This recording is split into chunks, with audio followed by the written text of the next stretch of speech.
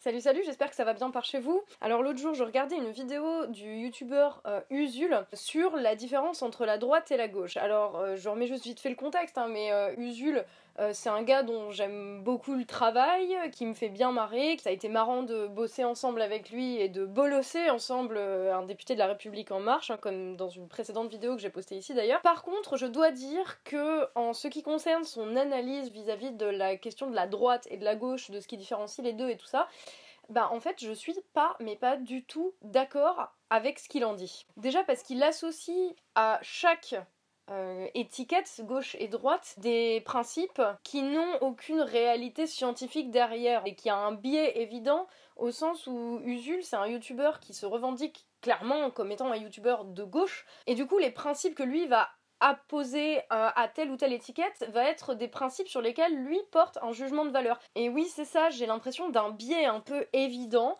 avec en gros comme par hasard si Usul considère que c'est bien, c'est un truc de gauche comme l'égalité, et si c'est un truc que Usul considère comme pas bien, comme par exemple le fait qu'il y ait des flics dans les rues, c'est pas bien donc c'est un truc de droite. Si en plus la droite revendique un concept comme étant sien, d'après Usul par exemple la droite revendique le concept de liberté, lui va t'expliquer que non c'est plutôt un principe de gauche en fait, parce que la gauche elle est plus pour tel et tel type de liberté. Enfin même la devise de la République française, comme c'est des trucs positifs, Usul va te dire c'est bien donc c'est de gauche. Et quand on a laissé la droite choisir la devise, il le dit, ça a été travail famille patrie. Enfin bon Pétain et Vichy, c'était pas juste la droite, il y avait un contexte particulier, il y avait une guerre mondiale en cours, toute la droite n'était en plus pas d'accord avec les principes de Vichy, je rappelle le général de Gaulle, c'est des trucs super évidents, et j'ai juste l'impression qu'il y a un peu un biais qui vient du fait que lui se revendique de gauche, et qui du coup fait qu'il porte des jugements de valeur sur tout un tas de principes, mais qui en fait sont propres à chacun aussi, et que c'est peut-être aussi un petit peu plus compliqué que ça en fait, parce que si la gauche c'était juste les trucs bien et la droite les trucs pas bien, alors déjà pourquoi est-ce qu'il y a des gens qui se revendiquent comme étant de droite, et ensuite pourquoi est-ce que Usul lui-même admettrait, ce qu'il fait dans sa vidéo, que la gauche a donné des trucs pas bien, genre Staline ou encore la Corée du Nord. Donc c'est bien qu'il y a des choses un petit peu plus compliquées que ça. Alors je dis évidemment pas qu'il est tout à fait aussi manichéen que ça, évidemment, il y a quand même 9 minutes de vidéo, donc il a le temps d'expliquer un petit peu plus le fond de sa pensée. Alors déjà, il va t'expliquer que la droite, c'est un courant de pensée qui défend l'ordre. Défendre l'ordre, en soi, ça ne veut rien dire, en fait. Chaque parti, chaque personne qui réfléchit un petit peu à l'organisation de la société, en fait, va vouloir défendre et proposer un certain type d'ordre. L'ordre, c'est pas quand tout est rangé d'une certaine manière, c'est un type d'organisation. De la même manière que tu peux ranger ton bureau avec des étagères ou avec des tiroirs ou avec des pots à crayons, l'organisation de la société, en fait, c'est pareil. Il y a plein de manières de penser l'ordre que la société doit avoir. Donc je trouve que dire la droite c'est l'ordre et du coup c'est pas bien, parce que l'ordre c'est les flics et c'est des caméras de surveillance, mais c'est pas vrai du tout. Il y a des courants de droite qui ne rentrent pas du tout dans cette définition-là. De la même manière, quand il dit la droite c'est un courant de pensée qui met l'économie au-dessus du politique, comme s'il y avait des forces économiques supérieures à ce qui relève du politique, pareil, tous les courants de droite ne se retrouvent pas là-dedans. On va expliquer ça à Nicolas Dupont-Aignan ou à François Asselineau, par exemple, qu'on pourrait d'une certaine manière ranger dans des courants de pensée de droite, mais qui ne rentrent pas du tout dans la catégorie de ceux qui pensent que l'économie et le marché sont au-dessus du politique, bien au contraire. Et c'est peut-être ça en fait que je reprocherais entre guillemets le plus à sa vidéo. On a l'impression qu'il y a la gauche et la droite, et c'est des définitions très claires, et c'est très simple, et c'est très basique, mais non, parce qu'on voit bien que ça dépend déjà de ce que les gens mettent dedans, ça dépend des représentations du monde que les gens y ont. Il y a des gens qui se pensent de droite et qui vont être d'accord avec certaines mesures que d'autres diraient qu'elles sont de gauche. Mais pour les gens de droite, c'est des trucs de droite. C'est bien que déjà ça dépend des gens, ça dépend de leur perception du monde, ça dépend de leur éducation, ça dépend de plein de trucs. Et après ça dépend aussi évidemment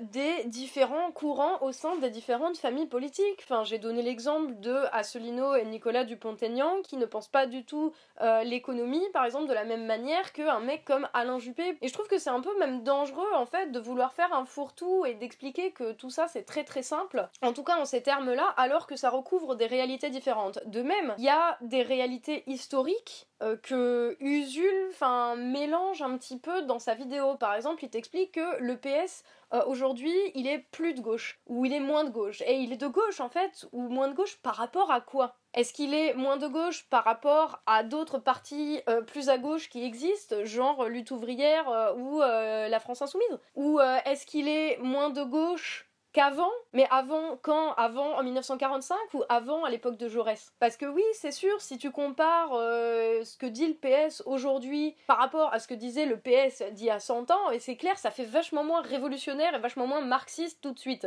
Mais en même temps, la droite d'aujourd'hui par rapport à la droite d'il y a 100 ans, qui était quand même plutôt royaliste, enfin en tout cas dont une partie défendait encore le retour du roi, etc. Je suis désolée, mais tu compares des trucs qui sont pas comparables en fait. Tu peux pas mettre sur le même plan une réalité d'aujourd'hui avec une réalité d'il y a 100 ans ou même d'il y a 50. Et tout ça, ça dépend de l'époque. Donc il s'agit vraiment de pas tout mélanger en faisant des catégorisations comme ça. Autre point sur lequel je ne suis pas du tout d'accord avec ce qu'affirme Usul dans sa vidéo, c'est quand il dit que la droite ne croit pas en la politique. Je suis désolée, mais si t'es dans la même vidéo capable de dire la droite, elle défend l'idée de mettre des flics, de mettre des caméras, de faire des réformes en faveur de l'économie, et que en même temps tu dis la droite ne croit pas en la politique, ben tu te contredis. Si la droite a des projets qui impliquent qu'on fasse passer des lois, par exemple pour mettre plus de policiers ou moins de policiers dans les rues, bah ça en fait c'est du politique. Donc la droite, c'est pas qu'elle croit pas en la politique en fait, c'est juste qu'elle a pas la même définition de ce à quoi doit aboutir la politique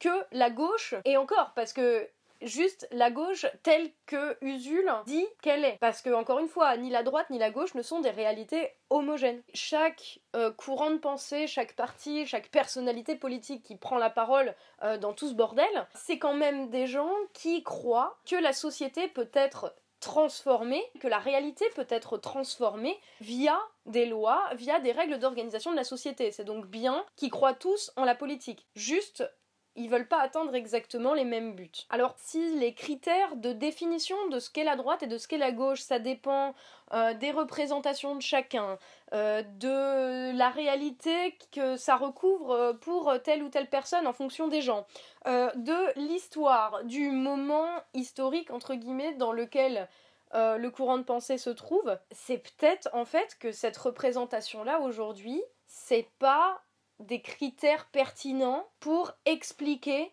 ce qu'est la réalité, pour expliquer ce que c'est le monde. C'est peut-être qu'on s'en fout.